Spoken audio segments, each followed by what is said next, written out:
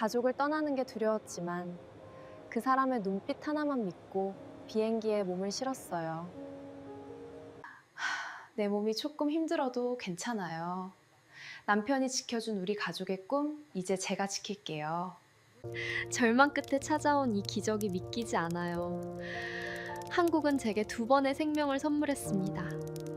창문 밖으로 억수같이 쏟아지는 빗소리가 들립니다. 후두둑 후두둑. 한국 사람들에게는 그저 파전에 막걸리 한 잔 생각나게 하는 낭만적인 소리일지 모르겠지만 제게 이 소리는 아직도 심장을 옥죄어오는 공포의 서곡입니다. 따뜻한 보일러가 돌아가는 안락한 아파트 거실, 폭신한 소파에 앉아있음에도 불구하고 빗줄기가 거세질 때면 저도 모르게 식탁 밑으로 몸을 숨기고 싶어집니다. 눅눅한 흙냄새와 비명소리, 그리고 세상 모든 것을 집어삼킬 듯 포효하던 그날의 바람소리가 귓가에 이명처럼 맴돌기 때문입니다. 지금 제 곁에는 세상에서 누구보다 저를 아껴주는 남편 상철 씨가 곤히 잠들어 있습니다. 그의 규칙적인 숨소리에 맞춰 제 떨리는 손을 진정시켜 봅니다. 사랑하는 사람을 따라 낯선 땅에 왔고 이곳에서 저는 상상조차 할 수 없었던 기적을 만났습니다. 그 기적은 돈으로 살 수 있는 화려한 보석이나 명품 가방이 아니었습니다. 무너져 내린 제 세상의 기둥을 다시 세워준 사람의 진심이라는 이름의 기적이었습니다. 여러분이라면 평생을 바쳐 모은 꿈을 포기하고 절망에 빠진 아내의 고향을 위해 전 재산을 내놓을 수 있으셨을까요? 가슴 시리도록 뜨거웠던 그날의 이야기를 시작하려 합니다. 본 영상은 스토리를 재구성한 이야기입니다. 구독과 좋아요는 저에게 큰 힘이 됩니다. 시청하고 계신 지역을 댓글로 남겨주세요. 제 이름은 마리아입니다.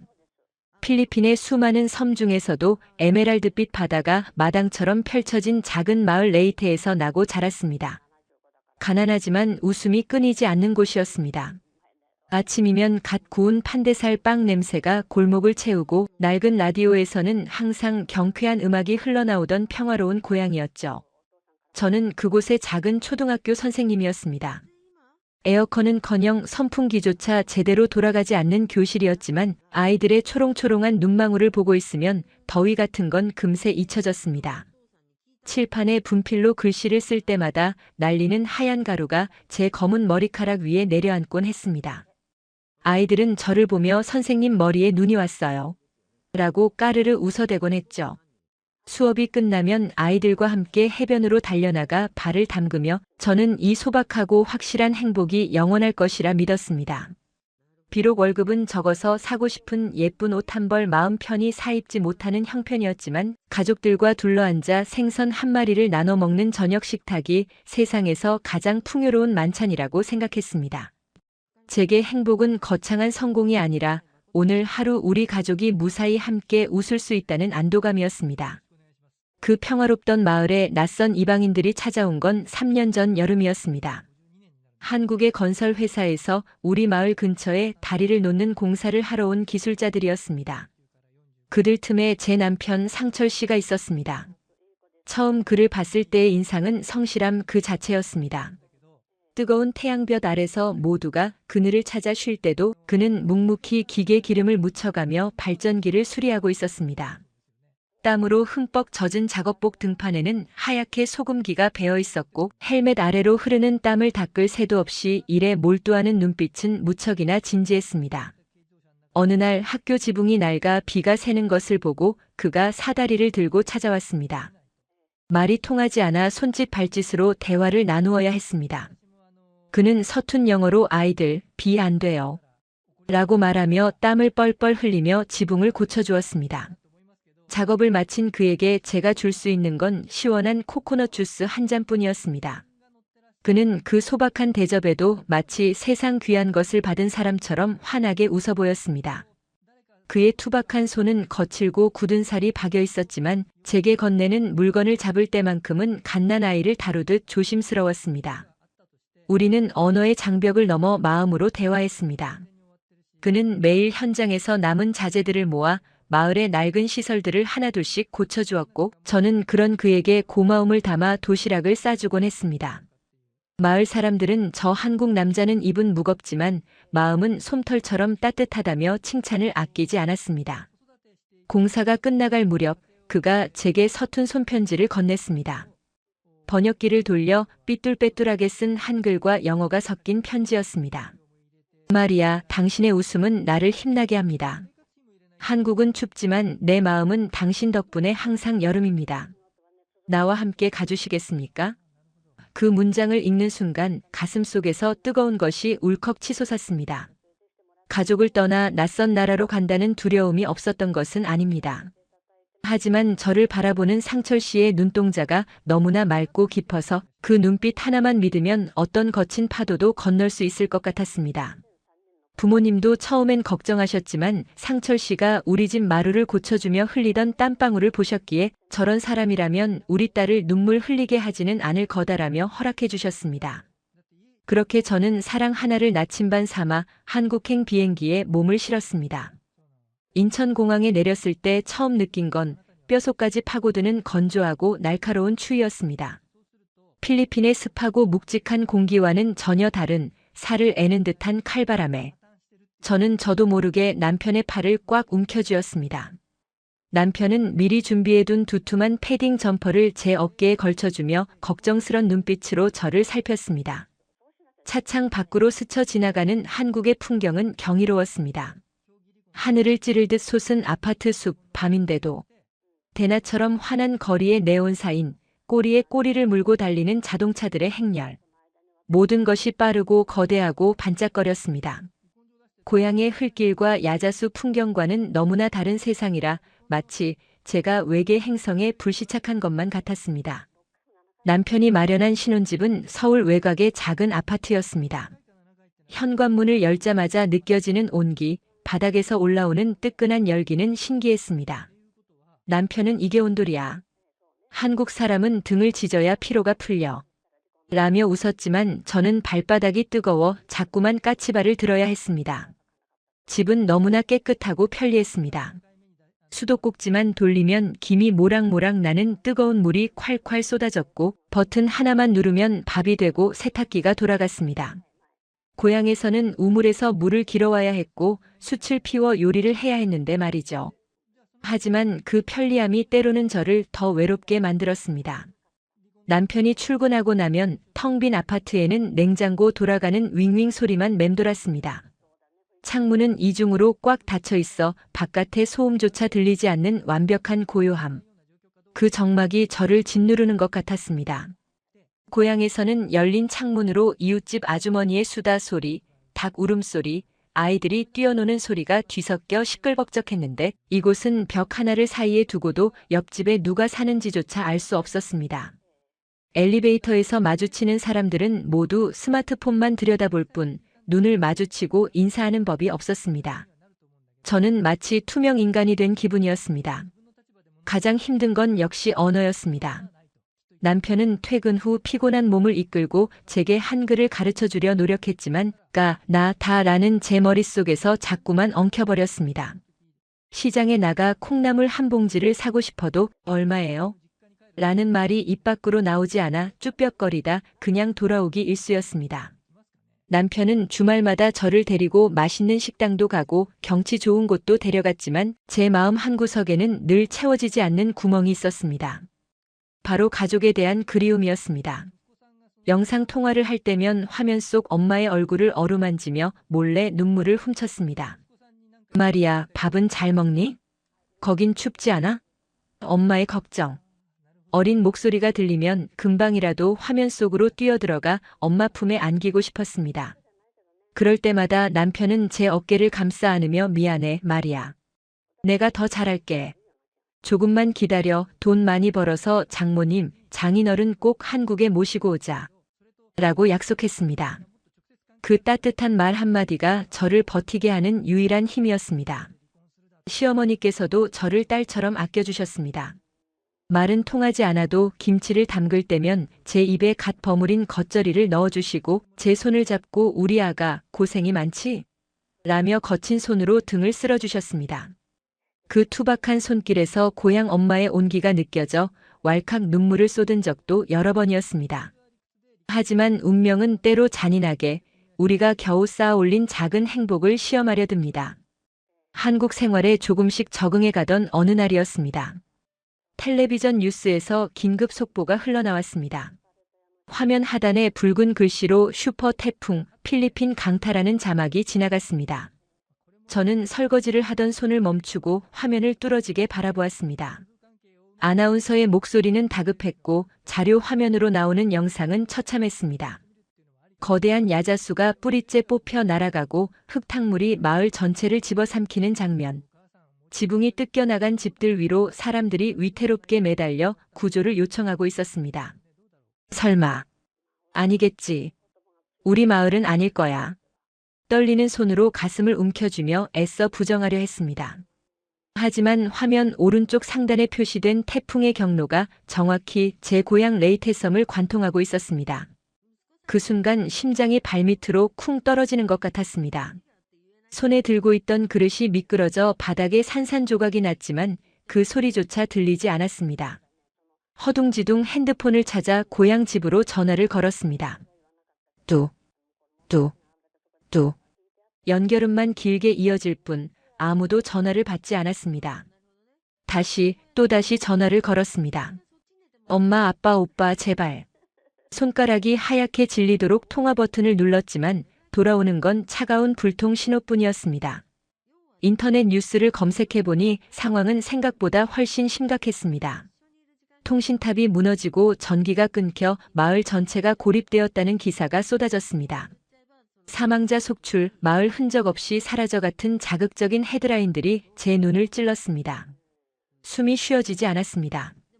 눈앞이 캄캄해지고 다리에 힘이 풀려 그 자리에 주저앉고 말았습니다. 깨진 그릇 조각이 무릎을 찔러 피가 배어 나왔지만 통증조차 느껴지지 않았습니다. 머릿속에는 오직 빗속에서 떨고 있을 부모님과 어린 조카들의 얼굴만이 맴돌았습니다. 퇴근하고 돌아온 남편은 현관에 들어서자마자 엉망이 된 집안. 꼴과 너클 잃고 앉아있는 저를 보고 사색이 되어 달려왔습니다. 마리아, 무슨 일이야? 어디 다쳤어? 남편이 제 어깨를 흔들며 물었지만 저는 아무 말도 할 수 없었습니다. 그저 텔레비전 화면을 손가락으로 가리키며 짐승처럼 울부짖을 뿐이었습니다. 남편의 시선이 뉴스 화면으로 향했습니다. 처참하게 파괴된 필리핀의 모습. 남편의 얼굴도 순식간에 굳어졌습니다. 그는 상황을 파악하자마자 저를 와락 끌어안았습니다. 괜찮아, 괜찮을 거야. 장인어른, 장모님 강하신 분들이잖아. 아무 일 없을 거야. 남편은 떨고 있는 저를 품에 안고 등을 토닥여 주었지만 그의 심장 소리 역시 불규칙하게 뛰고 있음을 느낄 수 있었습니다. 그날 밤은 지옥과도 같았습니다.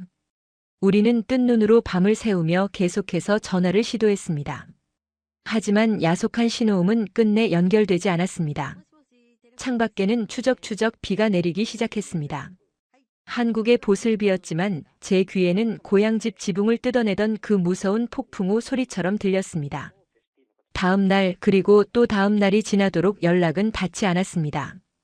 뉴스에서는 사망자 숫자가 늘어난다는 보도만 계속되었습니다. 저는 밥 한 숟가락도 넘길 수 없었습니다. 물조차 삼키면 죄책감이 밀려왔습니다. 나는 이렇게 따뜻한 집에서 안전하게 있는데 가족들은 지금 흙탕물 속에서 굶주리고 있을 텐데 편안한 잠자리, 따뜻한 온수, 냉장고에 가득한 음식. 한국에서의 풍요로운 생활이 모두 가시방석처럼 느껴졌습니다. 차라리 저도 그곳에 함께 있었더라면, 같이 비를 맞고 같이 떨었더라면 이렇게 괴롭지는 않았을 것입니다. 몸은 이곳에 있지만 제 영혼은 폐허가 된 고향 마을을 헤매고 있었습니다. 며칠 만에 겨우 닿은 이웃 마을 친구의 연락은 저를 절망의 구렁텅이로 밀어넣었습니다. 마리아, 내내 집. 지붕이고 벽이고 다 날아갔어. 부모님은 겨우 대피소로 피하셨는데 다치신 것 같아. 먹을 것도 없고 마실 물도 없어. 지금 여기는 생지옥이야. 친구의 울먹이는 목소리에 저는 억장이 무너져 내렸습니다. 집이 다 무너졌다는 말보다 부모님이 다치셨다는 말에 눈앞이 하얘졌습니다. 당장이라도 비행기 표를 끊어 달려가고 싶었습니다. 하지만 제 수중에는 돈이 없었습니다. 한국에 온 지 얼마 되지 않아 모아둔 돈도 없었고 남편의 월급은 생활비와 대출 이자를 갚고 나면 빠듯했습니다. 필리핀으로 가는 비행기 삭승커녕 당장 부모님께 보내드릴 약값조차 마련하기 힘든 현실이 뼈저리게 다가왔습니다. 제가 할 수 있는 건 방구석에 처박혀 우는 것밖에 없다는 무력감이 저를 짓밟았습니다. 남편은 며칠째 잠도 못 자고 밥도 못 먹는 저를 보며 괴로워했습니다. 그는 베란다에 나가 줄담배를 피우며 깊은 한숨을 내쉬곤 했습니다. 그의 축 처진 어깨를 보며 저는 입술을 깨물었습니다. 나 때문에 이 사람까지 힘들게 하고 있어. 가난한 나라에서 온 아내 때문에 착한 남편이 감당해야 할 짐이 너무 무거운 것 같아 미안하고 또 미안했습니다. 어느 날 저녁 남편이 평소보다 조금 일찍 퇴근했습니다. 그의 손에는 웬 서류 봉투 하나가 들려 있었습니다. 며칠 사이 부쩍 야윈 제 얼굴을 어루만지며 남편은 식탁 의자를 빼내어 저를 앉혔습니다. 그리고는 식탁 위에 그 봉투를 조심스럽게 올려놓았습니다. 마리아, 이거 봐봐. 남편의 목소리는 평소보다 낮고 단호했습니다. 떨리는 손으로 봉투를 열어보니 그 안에는 붉은색 도장이 찍힌 통장 하나와 해약 증서 같은 서류가 들어있었습니다. 숫자를 세어보니 꽤 큰 금액이었습니다. 상철 씨, 이게 뭐예요? 제가 놀란 눈으로 묻자 남편은 제 손을 꼭 잡으며 말했습니다. 이거 우리 집 보증금 늘리려고 모으던 적금이야. 그리고 이건 내가 결혼하기 전부터 들었던 청약 통장 깬 거고. 저는 너무 놀라 입을 다물지 못했습니다. 집 보증금을 늘려 더 넓은 곳으로 이사 가는 건 남편의 오랜 꿈이었습니다.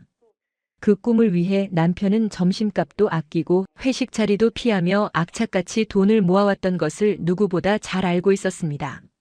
안 돼요. 이거 어떻게 모은 돈인데. 상철 씨 꿈이잖아요.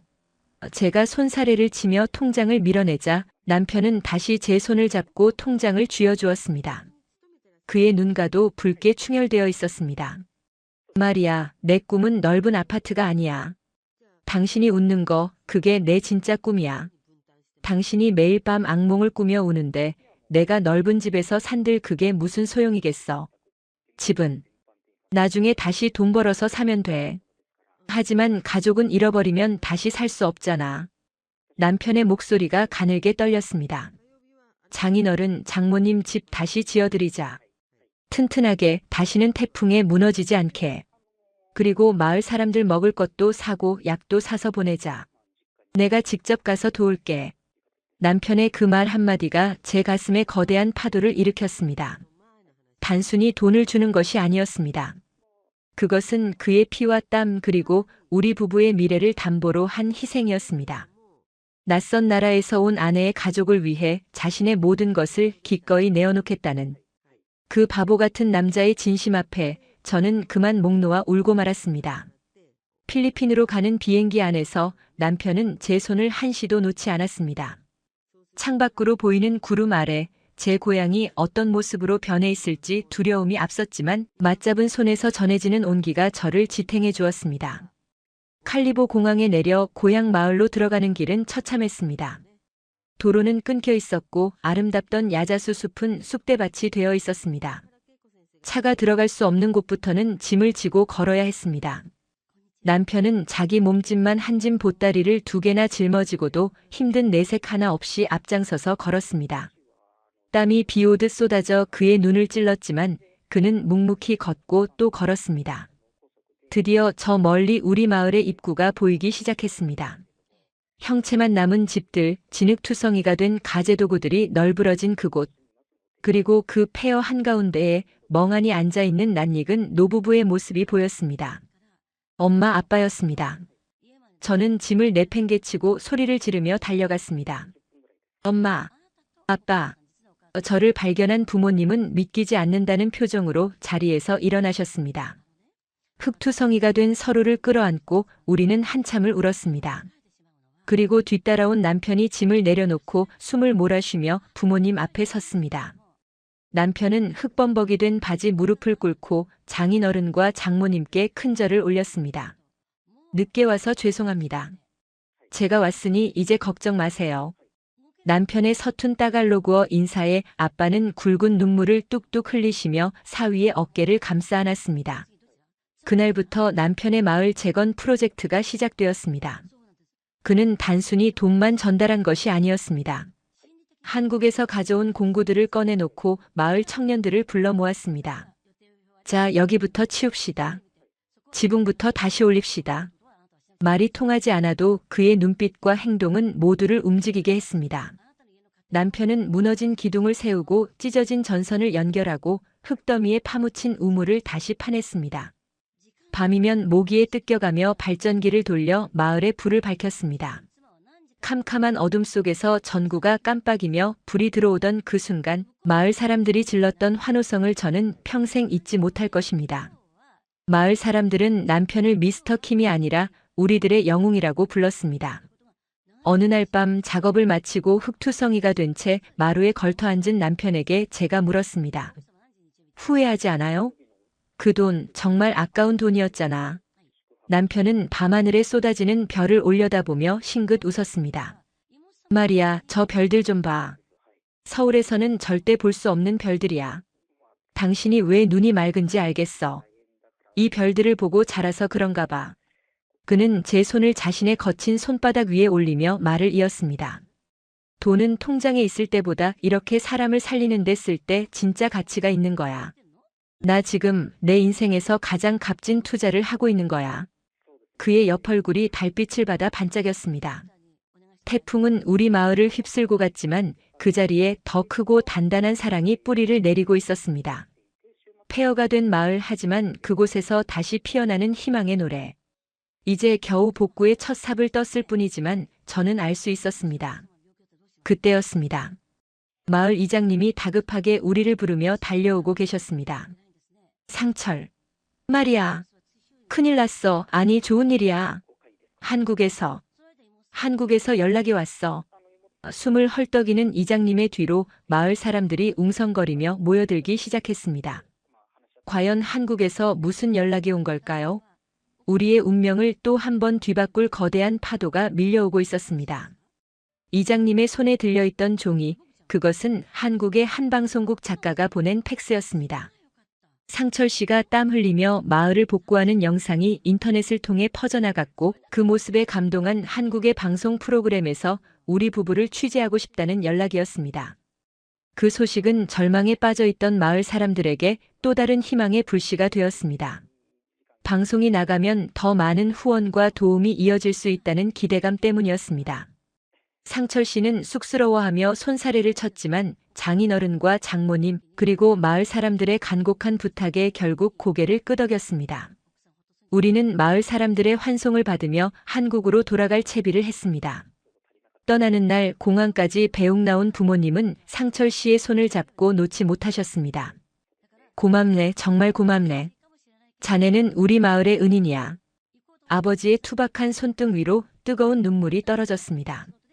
상철 씨는 환하게 웃으며 건강하세요. 다시 올 때는 더 튼튼한 집을 지어드릴게요.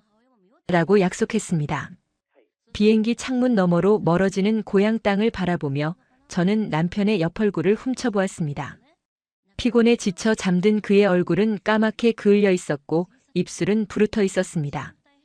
그 초라해진 행색이 모두 저와 제 가족을 위한 훈장 같아서 저는 잠든 남편의 손을 조심스럽게 끌어당겨 제 볼에 비비며 하염없이 눈물을 흘렸습니다. 한국에 도착해 다시 마주한 우리의 신혼집은 낯설 만큼 고요했습니다. 텅 빈 냉장고, 꺼져 있는 보일러, 그리고 먼지가 내려앉은 식탁. 그 적막함 속에서 가장 먼저 눈에 들어온 것은 거실 한 구석에 놓인 텅 빈 돼지. 저금통과 남편이 해지하고 남은 통장 껍데기들이었습니다. 필리핀으로 떠나기 전 남편은 10년 넘게 모은 적금과 청약을 모두 깨서 달러로 바꿨습니다. 그 돈은 고스란히 제 고향 마을의 지붕이 되고 기둥이 되고 아이들의 급식이 되었습니다.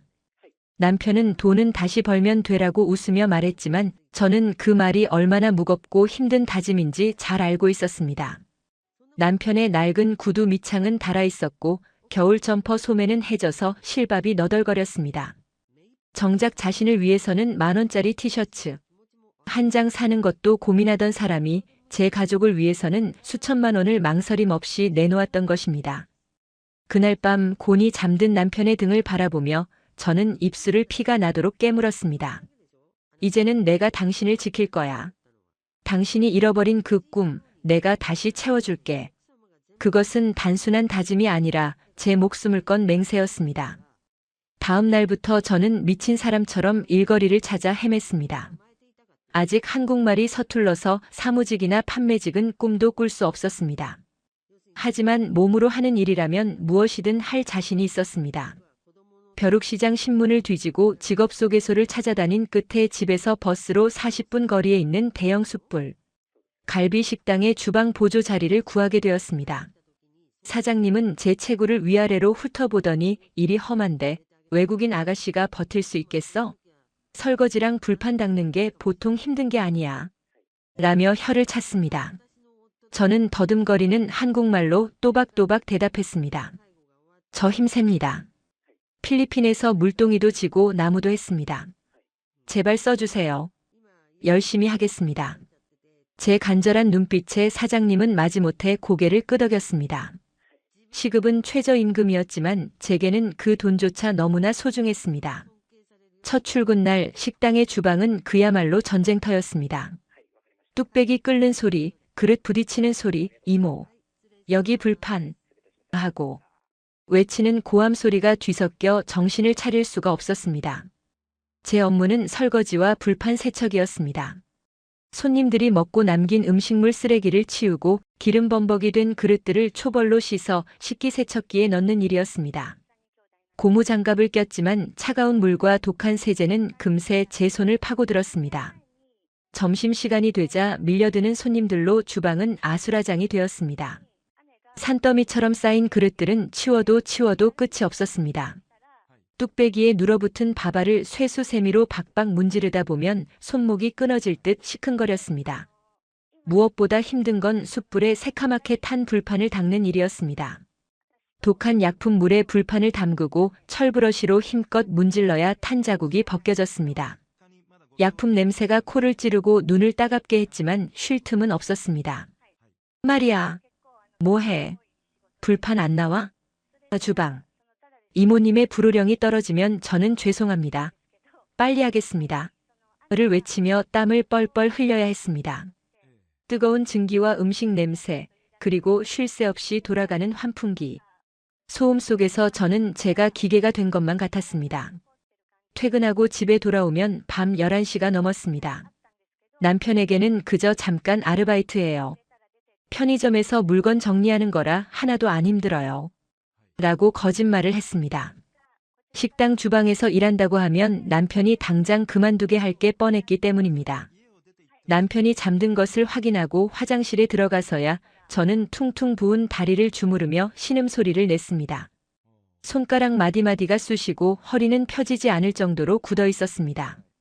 거울 속에 비친 제 얼굴은 퀭했고 머리카락에서는 숯 냄새와 음식 냄새가 진동했습니다. 바디워시로 몇 번을 씻어내도 그 냄새는 문신처럼 피부에 박혀 사라지지 않았습니다. 하지만 통장에 찍힐 월급을 생각하면 이까짓 고통은 아무것도 아니었습니다.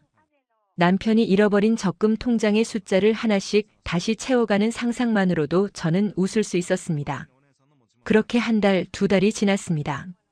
제 노력 덕분에 우리는 조금씩 안정을 찾아가는 듯 했습니다.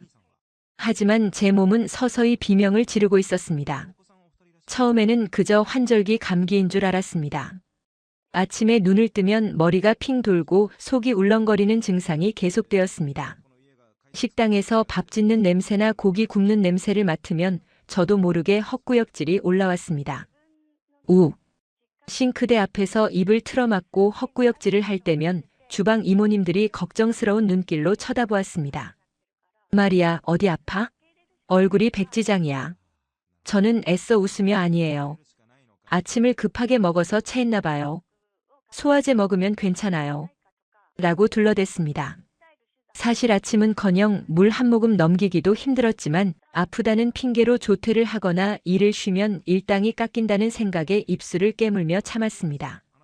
어느 날은 양념게장을 버무리던 이모님이 맛을 보라며 깨 다리 하나를 제 입에 넣어주셨습니다. 평소라면 없어서 못 먹을 맛있는 게장이었지만 그날따라 비릿한 냄새가 역하게 올라와 도저히 삼킬 수가 없었습니다.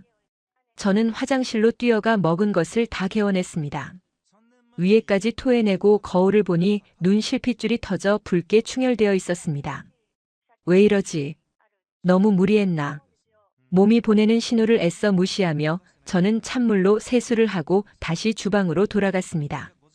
집에 돌아와서도 남편 몰래 화장실에서 구역질하는 날이 늘었습니다. 남편은 요즘 제가 부쩍 살이 빠지고 안색이 안 좋다며 걱정했습니다. 말이야, 어디 아픈 거 아니야? 병원 가보자. 남편이 제 이마를 짚으며 물었지만 저는 황급히 고개를 저었습니다. 아니에요, 상철 씨. 그냥 한국 날씨가 건조해서 그래요. 그리고 저 튼튼하잖아요. 필리핀 여자들은 강해요. 저는 남편을 안심시키기 위해 일부러 더 밝게 웃으며 그의 앞에서 팔굽혀펴기 신용까지 했습니다. 남편은 못 말리겠다는 듯 피식 웃었지만 그의 눈에는 여전히 걱정이 가득했습니다. 사실 남편도 많이 지쳐 있었습니다. 회사 일에, 야근에, 주말에는 대리운전까지 뛰고 있다는 걸 저는 알고 있었습니다. 제가 잠든 척하고 있으면 새벽, 늦게 들어와 조용히 컵라면으로 끼니를 때우는 남편의 인기척을 느낄 수 있었으니까요. 그 모습을 생각하면 저는 도저히 쉴 수가 없었습니다. 남편이 저렇게까지 희생하는데 제가 아프다고 엄살을 피우는 건 배부른 투정 같았습니다. 그래서 저는 더욱더 제 몸을 혹사시켰습니다. 식당 일이 없는 주말에는 인형 눈붙이기나 마늘 까기 부업을 받아와서 밤새도록 했습니다. 손끝이 갈라져 피가 나고 지문이 닳아 없어질 것 같았지만 밴드를 덕지덕지 붙이고 계속했습니다. 시어머니가 반찬을 싸들고 찾아오신 날 제 손을 보시고는 기겁을 하셨습니다. 아이고, 이게 무슨 손이냐? 너 어디 공사판 나가니? 손이 왜 이리 험해졌어? 시어머니는 제 손을 잡고 눈물을 글썽이셨습니다. 저는 황급히 손을 등 뒤로 감추며 아니에요, 어머니. 그냥 청소하다가 조금 텄어요. 라고 거짓말을 했습니다. 시어머니는 돈도 좋지만 사람 몸이 먼저다. 상철이 놈이 너 고생시키는 거 아니냐? 내가 이놈을 그냥 하시며 속상해하셨습니다. 그 따뜻한 잔소리가 너무나 고마웠지만 동시에 죄송스러워서 고개를 들 수가 없었습니다. 그러던 어느 비 오는 금요일이었습니다. 식당은 평소보다 2배는 더 바빴습니다. 비가 오니 손님들이 파전에 막걸리, 갈비탕을 찾으러 물밀듯이 들어왔습니다. 주방 바닥은 물기와 기름기로 미끄러웠고 환풍기가 고장났는지 연기가 잘 빠지지 않아 매캐했습니다. 저는 산더미처럼 쌓인 설거지통 앞에서 4시간째 허리 한번 펴지 못하고 그릇을 닦고 있었습니다. 뜨거운 김이 얼굴을 때리고 짬통에서 올라오는 음식물 썩는 냄새가 오늘따라 유난히 역겹게 느껴졌습니다. 속이 울렁거리고 머리가 지끈거렸지만 꾹 참았습니다. 이것만 다 닦으면 5만 원이다. 오늘 일당 받으면 상철 씨 좋아하는 삼겹살 사가야지. 그 생각 하나로 버텼습니다. 그런데 갑자기 시야가 흐릿해지기 시작했습니다. 설거지통의 거품들이 빙글빙글 도는 것 같더니 이내 그릇들이 2개, 3개로 겹쳐 보였습니다. 다리에 힘이 풀려 휘청거렸지만 싱크대 모서리를 꽉 잡고 중심을 잡았습니다. 말이야, 3번 테이블 갈비탕 뚝배기 다 됐어? 빨리 줘. 홀서빙 이모의 다급한 목소리가 들렸습니다. 네, 지금 헹구고 있어요. 대답을 하려는데 목소리가 나오지 않았습니다. 입안이 바짝 마르고 혀가 굳은 것처럼 움직이지 않았습니다. 억지로 뜨거운 뚝배기를 집어들고 헹군 물에 넣으려는 순간 코끝으로 훅 끼쳐오는 비릿한 고기 냄새가 결정타를 날렸습니다. 위장이 뒤틀리는 듯한 격렬한 구토감이 밀려왔고 동시에 머릿속에서 틱- 하는 이명 소리가 들렸습니다. 세상의 소리가 물속에 잠긴 듯 먹먹해졌습니다. 사람들의 고함, 그릇 부딪히는 소리가 아득하게 멀어졌습니다. 눈앞이 캄캄해지면서 식당 조명이 마치 별똥별처럼 길게 늘어지며 떨어지는 게 보였습니다. 안 되는데. 깨면 안 되는데. 뚝배기 비싼데. 떨어지는 뚝배기를 잡으려고 손을 뻗었지만 제 몸은 이미 제 것이 아니었습니다. 와장창. 둔탁한 파여름과 함께 뜨거운 물이 다리로 튀는 것이 느껴졌지만 뜨거움조차 느낄 수 없었습니다. 차가운 타일 바닥이 제 뺨에 닿는 느낌과 함께 말이야. 말이야. 사람. 살려. 하는 비명 소리를 마지막으로 제 의식은 어둠 속으로 완전히 잠겨버렸습니다. 삐, 삐, 삐. 규칙적인 기계음이 고막을 톡톡 건드리는 소리에 무거운 눈꺼풀을 억지로 들어올렸습니다. 가장 먼저 시야에 들어온 것은 눈이 시리도록 하얀 천장이었습니다. 코끝을 찌르는 알싸한 소독약 냄새와 어디선가 풍겨오는 옅은 라벤더 향기가 뒤섞여 머리를 어지럽게 했습니다. 여기가 어디지? 나는 분명 식당 주방에서 뚝배기를 헹구고 있었는데 미끈거리는 세제 거품의 감촉과 역하게 올라오던 음식물. 쓰레기 냄새가 아직도 손끝에 남아있는 것만 같아 저도 모르게 주먹을 꽉 쥐었습니다. 그러자 손등에 꽂힌 링거 바늘이 따끔하며 현실을 자각하게 했습니다. 고개를 아주 천천히 옆으로 돌리자 침대 모서리에 얼굴을 파묻고 있는 한 남자의 둥근 어깨가 보였습니다. 며칠 감지 못한 듯 떡진 머리카락, 낡은 점퍼 소매 위로 드러난 거친 손. 내 남편 상철 씨였습니다. 그의 어깨는 아주 미세하게 하지만 끊임없이 들썩이고 있었습니다. 그가 숨죽여 울고 있다는 것을 깨닫는 순간 가슴 한구석이 욱신거려 입술을 달싹였습니다. 철씨. 목소리는 갈라진 장작처럼 거칠고 메말라 있었습니다. 제 작은 부름에 남편이 감전된 사람처럼 벌떡 고개를 들었습니다. 그의 얼굴을 보는 순간 저는 숨이 턱 막혔습니다. 얼마나 울었는지 눈은 붕어처럼 퉁퉁 부어 있었고 흰자 위는 붉은 실핏줄이 터져 핏빛으로 물들어 있었습니다. 덥수룩하게 자란 수염 사이로 마른 눈물 자국이 하얗게 말라붙어 있었습니다. 마리아, 정신이 들어? 나 보여? 여기 어딘지 알겠어? 남편은 제 손을 두 손으로 감싸 쥐며 다급하게 물었습니다. 그의 손바닥에서 전해지는 뜨거운 체온과 축축한 땀방울이 제 차가운 피부 위로 스며들었습니다. 저는 힘겹게 고개를 끄덕이려 했지만 몸이 물먹은 솜처럼 무거워 꼼짝도 할 수 없었습니다. 그때 드르륵 소리와 함께 하얀 가운을 입은 의사 선생님이 간호사와 함께 들어왔습니다. 의사 선생님의 표정은 엄격하다 못해 무거워 보여서 저는 덜컥 겁이 났습니다. 혹시 내가 큰 병에 걸린 건 아닐까? 치료비는 얼마나 나올까? 식당 그릇 깬 건 물어줘야 하나? 오만 가지 걱정이 머릿속을 헤집어 놓았습니다. 의사 선생님은 차트를 탁 소리나게 덮으며 안경 너머로 남편과 저를 번갈아 쳐다보았습니다. 그리고 깊은 한숨을 내쉬었습니다. 보호자분 그리고 환자분. 정말 너무하십니다. 그 낮은 목소리에 병실 공기가 순식간에 얼어붙었습니다. 남편은 죄인처럼 고개를 푹 숙였고 저 역시 이불 자락만 꽉 움켜쥐었습니다. 산모 몸 상태가 이 지경이 될 때까지 도대체 뭘 하신 겁니까? 영양실조의 탈수, 거기다 극심한 과로까지. 조금만 늦었으면 정말 큰일 날 뻔했습니다. 산모? 제가 잘못 들은 건가 싶어 눈을 동그랗게 뜨고 의사 선생님을 쳐다봤습니다. 선생님은 제 표정을 읽었는지 조금 누그러진 목소리로 하지만 또렷하게 다시 말했습니다. 임신입니다, 마리아님. 지금 10주 차예요. 그것도 아기집이 2개 보입니다. 쌍둥이입니다. 시간이 멈춘 것 같았습니다. 쌍둥이? 내 뱃속에 생명이 그것도 둘이나? 멍하니. 입을 벌리고 있는 제 손을 남편이 으스러져라 꽉 잡았습니다. 선생님 정말입니까? 제 아내가 아이를. 남편의 목소리가 염소처럼 떨렸습니다. 네, 정말 천만다행인 건 산모가 쓰러지면서 배를 부딪히지 않아서 아이들은 무사합니다. 심장 소리도 둘 다 힘차고요. 하지만 산모 빈혈 수치가 너무 낮아요. 지금부터 절대 안정 취하지 않으면 유산 위험 높습니다. 아시겠습니까? 의사 선생님의 경고 섞인 축하가 끝나고 의료진이 나가자마자 남편은 침대 옆 바닥에 무릎을 털썩 꿇었습니다. 그리고 제 손등에 얼굴을 묻고 짐승 같은 울음소리를 토해냈습니다. 미안해. 마리아, 정말 미안해. 내가 나쁜 놈이야. 아내가 임신한 줄도 모르고 그 험한 식당 일을 시키고. 남편의 뜨거운 눈물이 제 손등을 적시고 이불을 적셨습니다. 저는 떨리는 손을 들어 남편의 머리를 쓰다듬었습니다. 상철 씨, 울지 마요. 나 괜찮아요.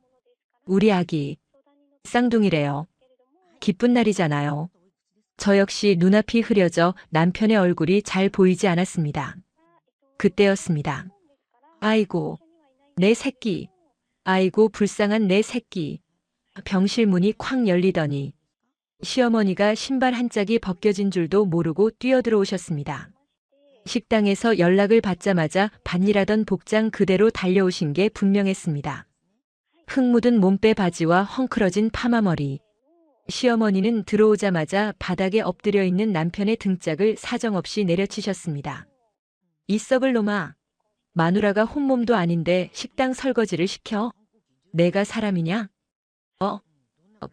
퍽 소리가 나도록 때리시던 시어머니는 곧장 저를 와락 끌어안으셨습니다. 시어머니의 몸에서 나는 흙냄새와 땀냄새가 역하게 느껴지기는커녕 친정엄마 품처럼 포근하고 구수해서 저도 모르게 어머니 하고 목을 놓아 울고 말았습니다. 미안하다 아가, 정말 미안하다. 내가 널 딸처럼 생각한다면서 고생만 시켰구나. 쌍둥이라니 세상에.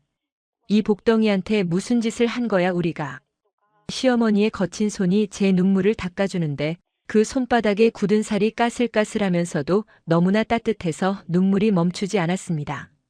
한바탕 눈물바다가 지나가고 안정을 되찾았을 때 저는 문득 밀려오는 현실적인 공포에 몸을 떨었습니다. 응급실에 입원까지. 한국의 병원비는 비싸다고 들었는데 당장 생활비도 빠듯한 우리 형편에 감당할 수 있을까?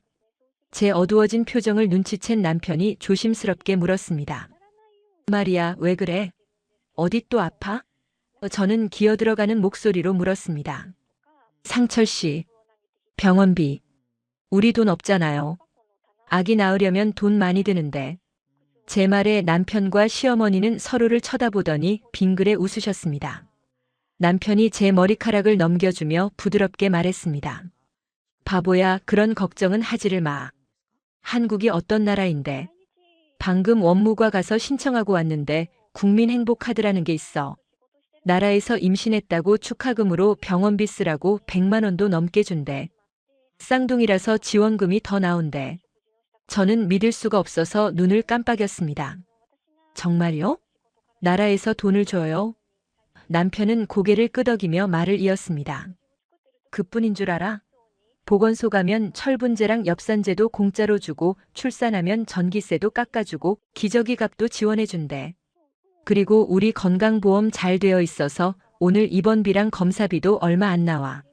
당신은 돈 걱정, 집 걱정 하나도 하지 말고 그냥 밥 잘 먹고 푹 쉬면서 애들 키울 생각만 하면 돼.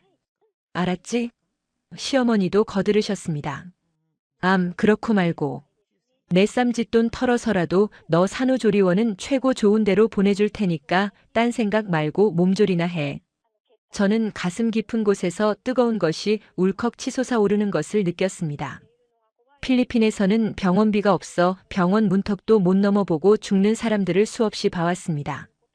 그런데 한국은 가난한 외국인 며느리에게도 뱃속의 생명들에게도 이토록 관대하고 따뜻한 나라였습니다. 깨끗한 시트, 친절한 간호사 선생님들, 그리고 나라에서 주는 혜택들. 이 모든 것이 마치 저와 아이들을 지켜주는 든든한 울타리처럼 느껴졌습니다. 감사합니다. 정말 감사합니다. 저는 허공에 대고 그리고 이 나라에 대고 몇 번이고 감사의 인사를 되뇌었습니다. 퇴원 후 제 삶은 180도 바뀌었습니다. 남편과 시어머니의 감시 아래 저는 유리공주가 되었습니다. 남편은 퇴근하면 옷도 갈아입지 않고 청소기를 돌리고 빨래를 널었습니다.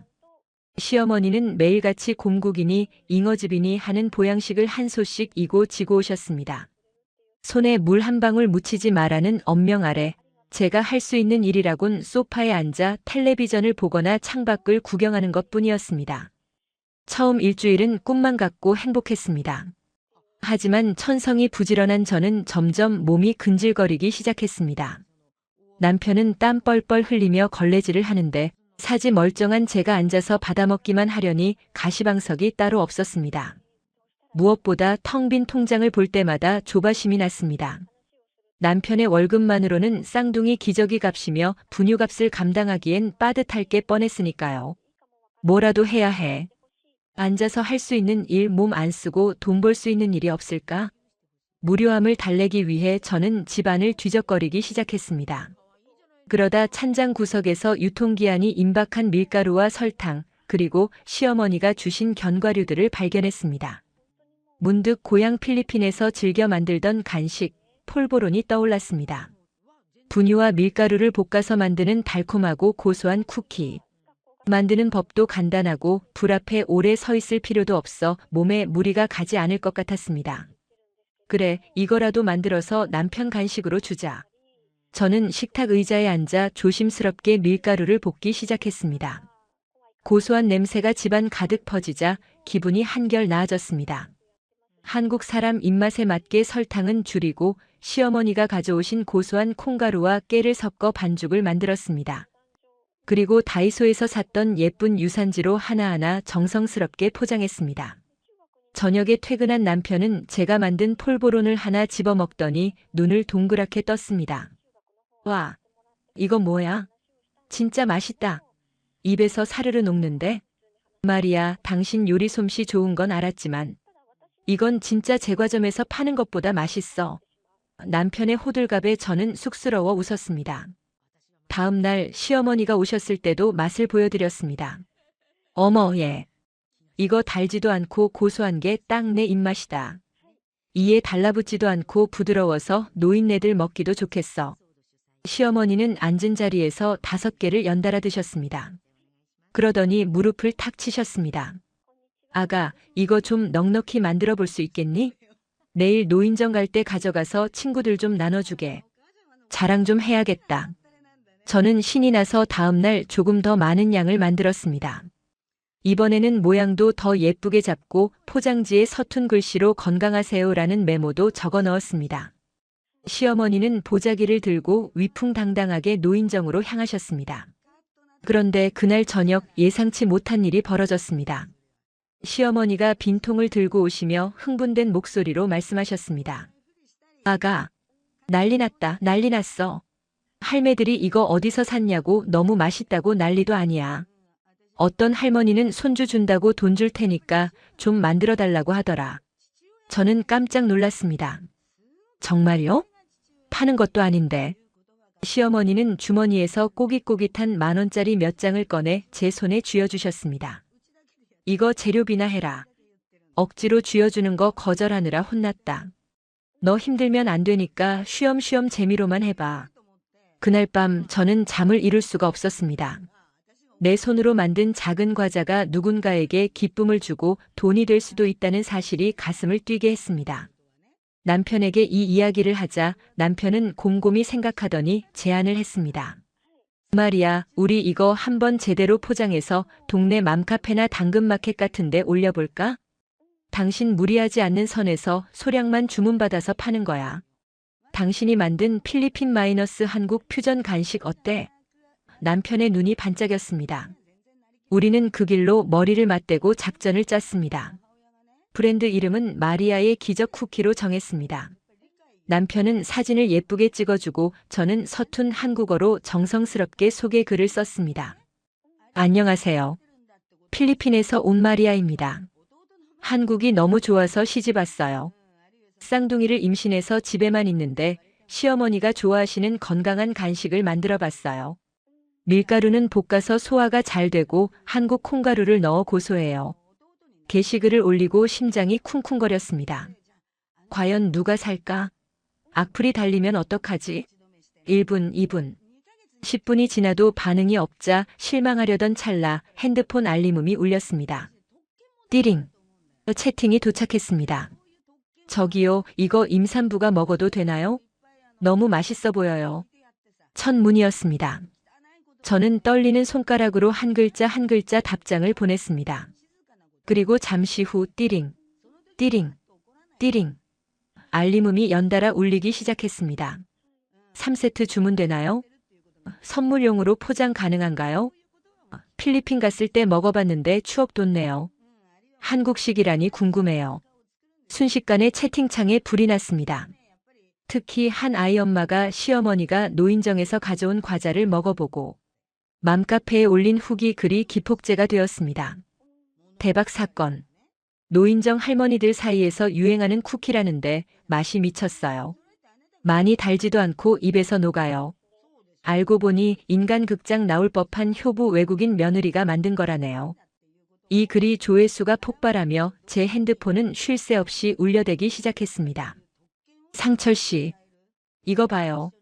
주문이 20개가 넘었어요. 저는 믿기지 않아 핸드폰 화면을 남편에게 들이밀었습니다. 남편도 입을 다물지 못했습니다. 와, 대박이다. 마리아, 당신 진짜 금손인가 봐. 우리는 서로를 얼싸안고 펄쩍펄쩍 뛰었습니다. 물론 곧바로 아차 뱃속 아기 하며 조심했지만 웃음은 멈추지 않았습니다. 몸을 쓰는 힘든 노동이 아니라 식탁에 앉아 조물조물 만드는 즐거운 놀이 같은 일로 돈을 벌 수 있다니. 이건 기적이었습니다. 다음 날부터 우리 집 식탁은 작은 공장이 되었습니다. 저는 의자에 쿠션을 받치고 앉아 콧노래를 흥얼거리며 반죽을 했고 퇴근한 남편은 옆에서 포장을 도왔습니다. 시어머니도 오셔서 내가 스티커 붙이는 건 전문이다 하시며 거들었습니다. 고소한 콩가루 냄새와 달콤한 분유 냄새가 온 집안을 따뜻하게 채웠습니다. 첫 정산날 재료비와 포장비를 빼고 남은 수익금을 계산해 보았습니다. 큰 돈은 아니었지만 제가 식당에서 뼈 빠지게 설거지해서 벌던 일당보다 훨씬 많은 금액이었습니다. 무엇보다 제 몸이 아프지 않았고 가족들과 웃으면서 할 수 있다는 게 행복했습니다. 통장에 찍힌 입금 내역을 보며 저는 남편에게 말했습니다. 상철 씨, 나 이제 식당 안 가도 돼요. 나 이걸로 돈 벌어서 우리 아기들 옷도 사주고 당신 맛있는 것도 사줄 수 있어요.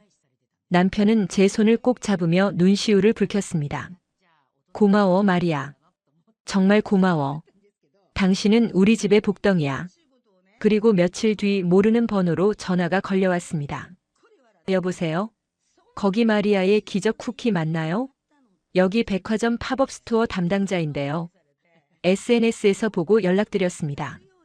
혹시 저희 백화점 식품관 행사에 입점해 보실 생각 없으신가요? 수화기 너머로 들려오는 낯선 제안에 제 심장은 다시 한번 걷잡을 수 없이 뛰기 시작했습니다. 이것은 단순한 용돈 벌이가 아닌 제 인생을 뒤바꿀 거대한 성공의 서막이 오르고 있음을 알리는 신호탄이었습니다. 창밖으로 쏟아지는 햇살이 유난히 눈부시게 느껴졌습니다. 전화기 너머로 들려온 백화점 팝업 스토어 제안은 제 인생을 송두리째 바꿔놓은 신호탄이었습니다. 처음에는 그저 꿈인가 생시인가 싶어 제보를 몇 번이나 꼬집어 봤습니다. 화려한 조명이 쏟아지는 백화점 식품관 한가운데 제 이름 마리아가 적힌 간판이 걸리다니요. 남편 상철 씨는 마치 자신의 일인 양밤새워 매대 디자인을 고민했고 시어머니는 동네방네 며느리 자랑을 하시느라 입이 귀에 걸리셨습니다. 준비 과정은 결코 쉽지 않았습니다. 배는 하루가 다르게 불러왔고 쌍둥이라 그런지 숨이 턱턱 막혀왔습니다. 하지만 제 안에서 꿈틀거리는 두 생명과 저를 믿고 응원해주는 가족들을 생각하면 힘들다는 말은 차마 입 밖으로 꺼낼 수 없었습니다. 오히려 그 입덧과 무거운 몸이 제가 살아있음을 그리고 엄마로서 강해지고 있음을 증명하는 훈장처럼 느껴졌습니다. 드디어 팝업 스토어가 열리는 첫날, 저는 떨리는 마음으로 매대 뒤에 섰습니다. 고소한 쿠키 냄새가 백화점 식품관을 가득 채우자 사람들이 하나둘 호기심 어린 눈빛으로 모여들기 시작했습니다. 이게 그 맘카페에서 난리 났다는 쿠키예요? 임산부가 만들어서 더 믿음이 가네요. 손님들의 따뜻한 말 한마디 한마디가 제게는 천금 같은 응원이었습니다. 시식용 쿠키를 맛본 사람들의 눈이 휘둥그레질 때마다 제 심장도 쿵쾅거렸습니다. 준비해간 물량은 점심시간이 되기도 전에 동이 나버렸습니다. 죄송합니다. 오늘 준비한 재료가 다 떨어졌어요. 라고 말하며 고개를 숙이는 제 얼굴에는 땀방울과 함께 환한 미소가 번져 있었습니다. 그날 정산한 매출표를 받아든 남편의 손은 덜덜 떨리고 있었습니다. 공장 월급의 몇 배나 되는 큰돈이었습니다. 우리는 백화점 비상구 계단에 앉아 서로를 끌어안고 한참을 소리 죽여 울었습니다. 그것은 기쁨의 눈물이기도 했지만 지난날 고생했던 시간들에 대한 위로의 눈물이기도 했습니다. 그 후로 마리아의 기적 쿠키는 날개 돋친 듯 팔려나갔습니다. 백화점 정식 입점 제안이 들어왔고 온라인 주문은 폭주했습니다. 작은 아파트 주방에서는 도저히 감당할 수 없어 근처에 작은 상가 하나를 얻어 작업실을 꾸렸습니다. 동네 아주머니들을 직원으로 채용하니 일자리 창출했다며 구청장님께서 표창장까지 주셨습니다. 통장에는 상상도 못했던 숫자가 찍히기 시작했습니다. 가장 먼저 한 일은 필리핀 고향 집을 튼튼한 시멘트 집으로 다시 지어드리는 것이었습니다. 영상 통화로 완성된 새 집을 보여주시는 부모님의 얼굴은 그 어느 때보다 환하게 빛났습니다. 마리아, 고맙다. 정말 고맙다. 이 집은 내가 흘린 피땀으로 지은 궁전이다. 아버지의 목소리에 저는 목이 메어 아무 말도 할 수 없었습니다.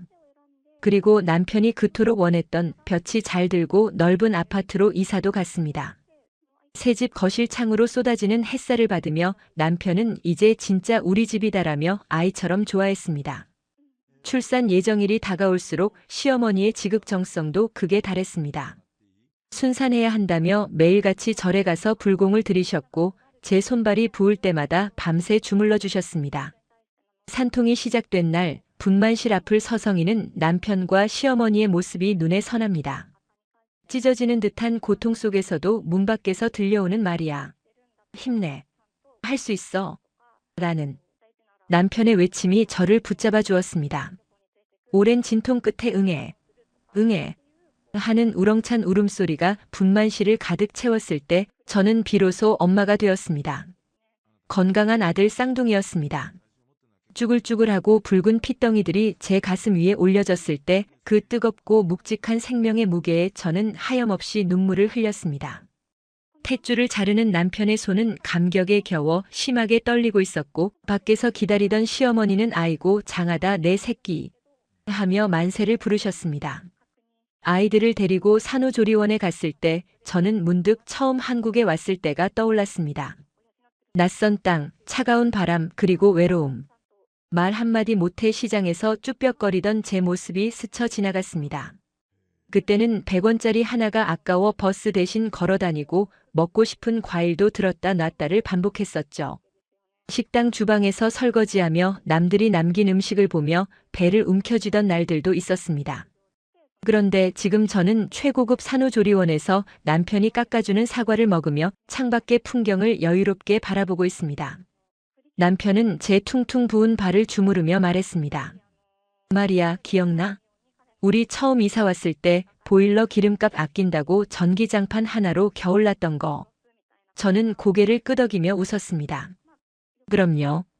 그때 당신이 내 발 시리다고 당신 배 위에 올려놓고 녹여줬잖아요. 우리는 서로를 바라보며 빙그레 웃다가 이내 눈시울이 붉어졌습니다. 그 가난하고 힘들었던 시절이 있었기에 지금의 이 행복이 얼마나 귀한 것인지 알 수 있었습니다. 돈이 없어도 서로를 아끼고 사랑했던 그 마음이 지금의 기적을 만들어낸 씨앗이었음을 우리는 알고 있었습니다. 아이들은 하루가 다르게 무럭무럭 자랐습니다. 첫째는 남편을 닮아 듬직하고 둘째는 저를 닮아 눈이 크고 예뻤습니다.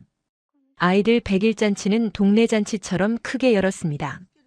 우리 가족을 도와주었던 이웃들, 식당 사장님, 그리고 단골 손님들까지 모두 초대해 맛있는 음식을 대접했습니다. 시어머니는 한복을 곱게 차려입으시고 손님들에게 우리 며느리가 필리핀에서 온 복덩이입니다. 이 아이 덕분에 우리 집안이 일어났어요. 라며 자랑을 늘어놓으셨습니다. 저는 한복을 입고 아이들을 아는 채 찾아주신 분들에게 고개 숙여 감사 인사를 드렸습니다. 타지에서 온 저를 딸처럼 동생처럼 아껴주셔서 감사합니다. 여러분의 따뜻한 정이 없었다면 저는 견디지 못했을 거예요. 제 진심 어린 인사에 동네 아주머니들은 눈물을 훔치며 박수를 쳐주셨습니다.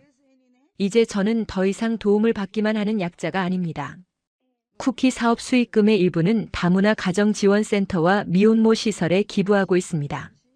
저처럼 낯선 땅에서 두려움에 떨고 있을 누군가에게 작은 희망이 되고 싶기 때문입니다. 주말이면 남편 아이들과 함께 봉사활동을 다닙니다. 아이들은 고사리 같은 손으로 빵을 포장하고 저는 한국말이 서툰 이주 여성들에게 한국어를 가르쳐 줍니다. 괜찮아요. 저도 처음엔 안녕하세요도 못했어요. 할 수 있어요. 제가 건네는 서툰 위로가 그들에게는 큰 힘이 된다는 걸 알기에 저는 멈출 수가 없습니다. 남편은 이제 든든한 사업 파트너이자 세상에서 가장 자상한 아빠가 되었습니다. 가끔 밤하늘을 올려다보며 남편이 묻곤 합니다. 마리아, 행복해? 그러면 저는 망설임 없이 대답합니다. 네, 상철 씨. 이보다 더 행복할 순 없어요. 당신을 따라 한국에 온 건 내 인생 최고의 선택이었어요. 어느 날 저녁, 온 가족이 둘러앉아 저녁을 먹는데 텔레비전에서 필리핀 태풍 피해 뉴스가 나왔습니다. 예전 같았으면 가슴이 철렁 내려앉고 눈물부터 났겠지만 이제는 다릅니다. 남편이 숟가락을 놓고 제 손을 잡으며 말했습니다. 마리아, 우리 이번 휴가는 필리핀으로 갈까? 가서 봉사활동도 하고 아이들에게 엄마 고향도 보여주고 시어머니도 맞장구를 치셨습니다. 그래, 사돈 어른들도 뵙고 와라. 갈 때 내가 담근 김치랑 밑반찬 좀 바리바리 싸서 보내마. 가족들의 따뜻한 배려에 밥 먹던 숟가락 위로 눈물 한 방울이 톡 떨어졌습니다. 이영만리 타국에서 이방인으로 살아가던 제가 이제는 누군가에게 손을 내밀 수 있는 사람이 되었습니다. 사랑은 기적을 만들고 그 기적은 또 다른 사랑을 낳는다는 것을 저는 몸소 체험했습니다. 제 이야기가 지금 힘든 시간을 보내고 계신 분들에게 혹은 낯선 환경에서 외로워하는 분들에게 작은 위로가 되었으면 좋겠습니다. 포기하지 마세요. 겨울이 지나면 반드시 봄이 오듯 고난 뒤에는 반드시 눈부신 축복이 기다리고 있습니다. 저 마리아가 증명했듯이 말이죠. 창밖에는 여전히 비가 내리지만 더 이상 무섭지 않습니다. 빗소리는 이제 대지를 적시는 생명의 소리로 들립니다. 따뜻한 거실, 아이들의 웃음소리, 남편의 다정한 눈빛, 그리고 시어머니의 콧노래 소리. 이 평범하고 소박한 일상이 제게는 매일매일이 기적입니다. 여러분도 주위를 둘러보세요. 소중한 가족, 따뜻한 밥 한 끼, 편안한 잠자리. 그 모든 것이 감사한 기적일지도 모릅니다. 저 마리아는 앞으로도 이 감사함을 잊지 않고 받은 사랑을 베풀며 살아가겠습니다. 한국의 며느리, 상철 씨의 아내, 쌍둥이 엄마, 그리고 꿈을 이룬 사장님으로서 제 인생의 두 번째 막을 멋지게 써내려가겠습니다. 부디 지켜봐 주시고 응원해 주세요. 제 이야기는 여기서 끝이 아니라 이제부터가 진짜 시작이니까요. 재밌게 보셨다면 구독과 좋아요 꼭 눌러주세요. 여러분의 응원과 댓글이 모여 더 따뜻한 세상을 만듭니다. 다음 시간에도 감동적인 이야기로 찾아오겠습니다.